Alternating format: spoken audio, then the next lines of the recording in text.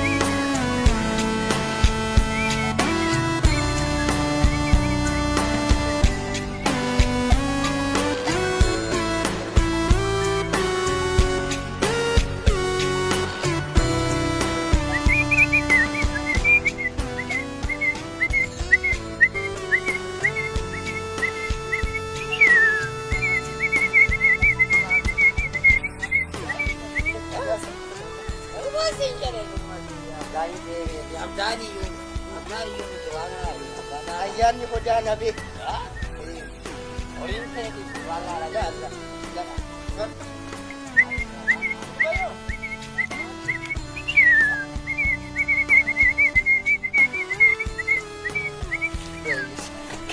la agartaa akka xiqqeessa gurbayoo horii kanan kakaastu maali wayyo maal taatan maaqii suururiin kun maali horii seerumaan dheedaayiru maal abba maal ta'an Maali gurbaa horii kanarra dhaabna. dubbisitu maal Mana dhaabbattee naasanii.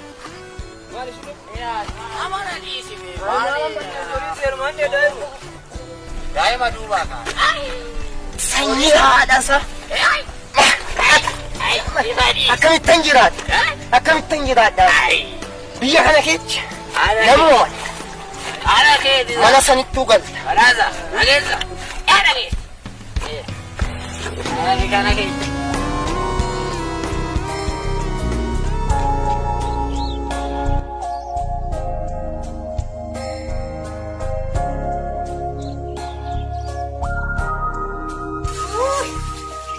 Gaman nakadaan itti sila daanti sunuma na kanan jirtu ini sila tinggal lama gizeeda.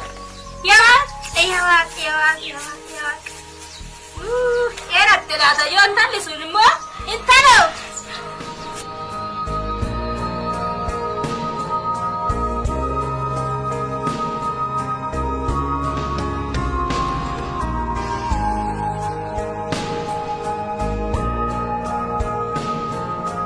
horii namni ilaalan jiru niitii takkittiin na qabdii mana Ana horii bira ni jiru. Iya. Galoo kee. Yomboon. gurba Ebe gaarii gootee dhoqqeedhaan ballee. intalo Ayyaa soorri. Akamuusa. sen raggaa Ma Ayuma. nagu magashe. Fayuma.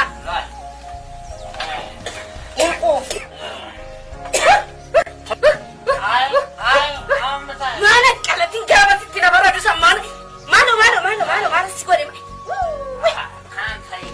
ani wanan godhu wallahi mana kanatti na buufte kuno akka ganaa galtu kuno kana taate akkitti min jiraatu bayi mana kooti Tas hingashe ha. Ani giseen qabu. Beeltaan qaban maalan ta'e. Leenna fammeera. Nama taachaa homaa jira. Bagaayera. Gatu teju. Ana sigaarii mane kurtaa'e koomiti bagaa. Galee. Yera nagaa. Ani tunanan qaba.